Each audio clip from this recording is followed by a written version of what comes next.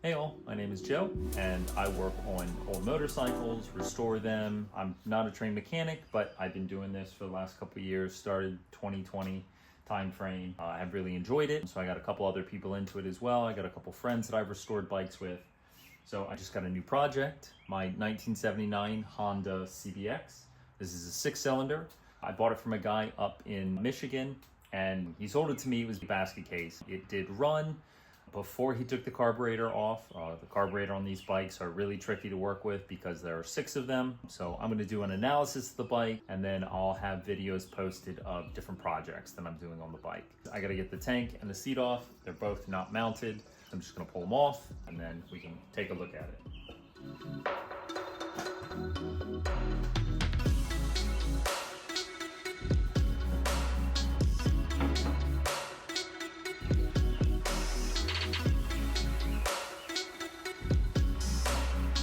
Couple interesting things. All of the things like the regulator, spark units, all these things have been relocated so that they're under the tank. The fuse box has wires coming out of it, right? It's an aftermarket gauge, it's aftermarket clip-ons. None of the controls look like they're stock aftermarket master cylinder.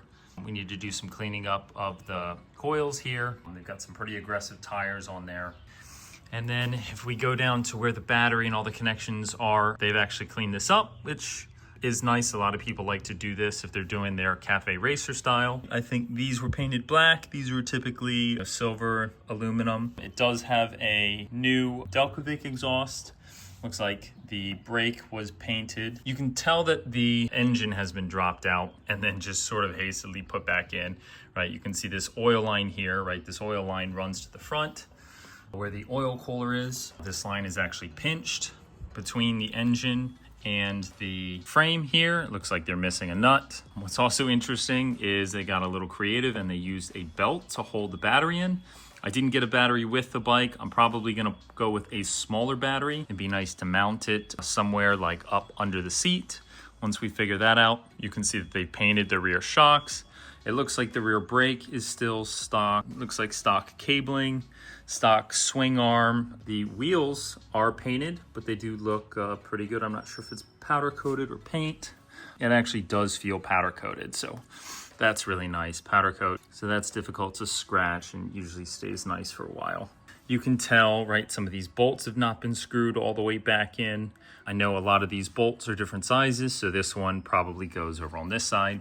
We'll go over to the other side so that we can see a little more of what's going on. They must have welded a piece of metal all the way down here and then they made cuts. They're not super clean, so it'd be nice to sort of clean up a lot of that work. But you can see, so here's the standard frame and then it was welded to this piece of metal and then they ground down this so it was pretty smooth and then they went and they painted all of this. So the paint's not great.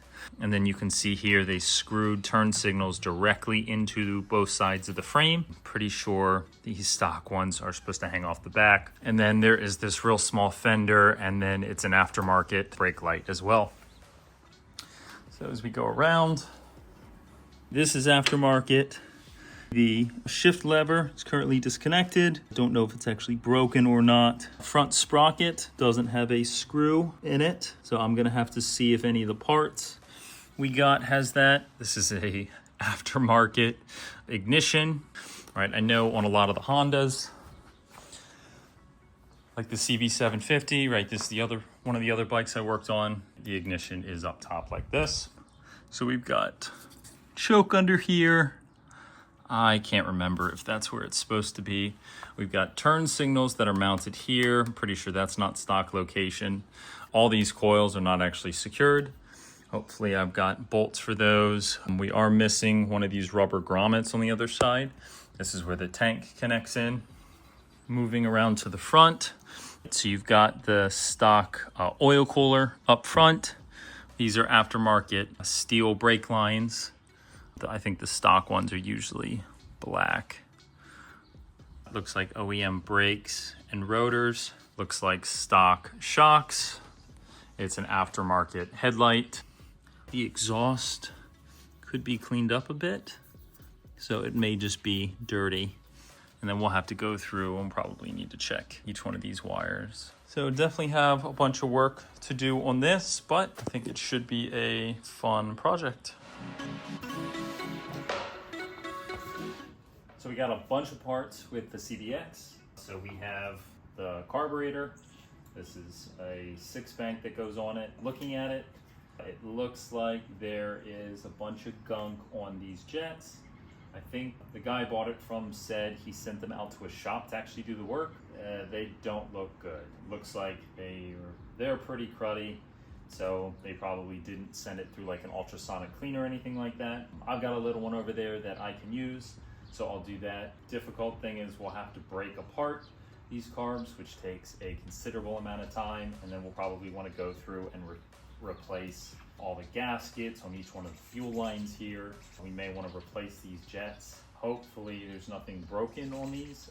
We do everything correctly, get it back to a good spot. I think I still have a couple parts for these, and then I do have a tool that I can use for balancing these, so I can balance all 6 of them, because there are some nuts and things that are difficult to get to. Some of the other things that we have, a bunch of bolts and spacers, engine spacers and things.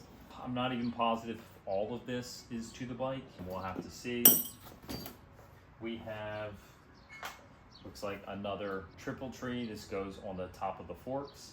I don't know if they ever use this or not. It does look like it has a place to mount handlebars on top. I'm probably going to stick with the clip-on, so I don't think I would have a use for this. There are some shops that would machine down these and then make this flat so that it's a little bit of a cleaner look.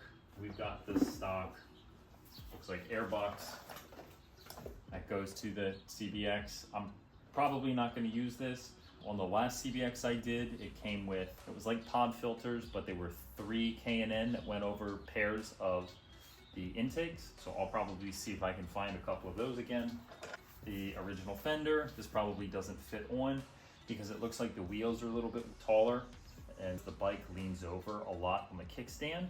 So if you go with a higher tire, then it's going to raise the bike off the ground, making the kickstand a little less effective. So the bike's going to lean over a lot. So right now I've actually got a block under it. So I need to decide if I want to stay with that height. If I do, I need to find a longer kickstand. I know there are a bunch of bikes that do have longer kickstands that people use, and there's always aftermarket, right? Looks like we've got things like a brake rebuild kit for the master cylinder, a bunch of car parts. So I'm gonna have to look into these car parts and figure out where this kit came from. Hopefully this is a good quality kit. I mean, these kits can run a couple $100 for the 6 carbs. Yeah, it looks like there's a lot of pieces in here lined up, a lot of random bolts. This is probably a bunch of the exhaust pieces I see in here, right? We've got the gaskets for the exhaust. Hopefully those were replaced when the exhaust went on. If not, I mean, we're gonna have to pull the exhaust off anyway to get the engine out. What's unique about the CBX is the frame of the bike mounts to the front of the motor. So the motor acts as part of the frame, which is kind of a neat look. We got other things like here's a new oil filter bolt from MGO. We have, this looks like an oil pump cover. At least I think it's oil pump over on the left side. Clutch lever, entire box of, looks like more car parts. I need to go through, I need to take inventory of a bunch of this stuff, figure out what I need, what I don't need. And then first project is probably going to be going through carbs, and then I need to go through and inspect other parts of the bike.